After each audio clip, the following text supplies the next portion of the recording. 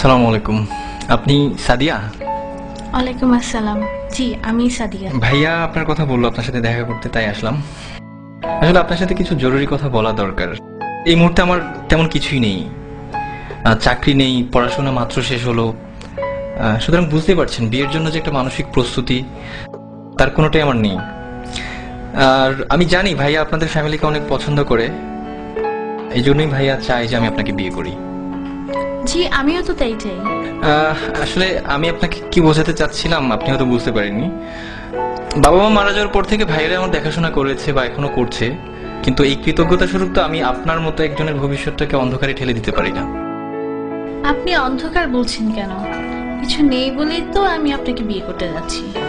ধরুন আমি একজন টাকাওয়ালা কাউকে বিয়ে করলাম, কিন্তু বিয়ের পর দিন তো সে মারাও যেতে পারে, অথবা তার সব সম্পদ ধ্বংসও হয়ে যেতে পারে। আমি তো টাকা, বাড়ি, গাড়ি এসব দেখে বিয়ে করতে চাই না। আমি চাই একজন ভালো মানুষ। তাছাড়া আজকালকার ছেলেদের যে অবস্থা, তারা যেভাবে চলাফেরা করে, এদের মধ্যে তো ভালো ছেলে পাওয়াটা খুবই মুশকিল। আমি যতটুকু জেনেছি আপনি একজন বিশ্বাসী মানুষ এবং প্র্যাকটিসিং মুসলিম। কিন্তু একটা ব্যাপার কি দেখেন, জীবনে চলতে টাকাটা অনেক বেশি জরুরি। আত্মীয় স্বজন কিংবা বন্ধু বান্ধব যেখানেই যান না কেন, অর্থ ছাড়া আপনি কোনো দাম পাবেন না। আপনি কি মনে করেন যে এই ইটের জেলখানার ভিতরে সুখ আছে? সেখানে আছে মোহ, আছে লোভ, লালসা আর নষ্টামি। তারা সম্পদের পিছনে ছুটতে গিয়ে নিজেদেরকেই হারিয়ে ফেলে। স্বামী স্ত্রীর মাঝে কোনো ভালোবাসা নেই। বাবা সন্তানকে দেখতে পারে না, সন্তান বাবাকে দেখতে পারে না। আমি তো এমন চাই না।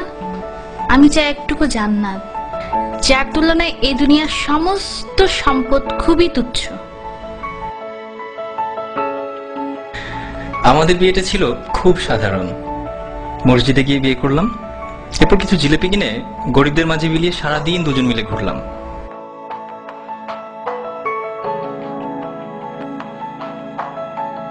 আপনি জানতে চাইতে পারেন কি ছিল আমাদের মাঝে? কিছুই না, একটি শক্তিশালী বিশ্বাস মাত্র।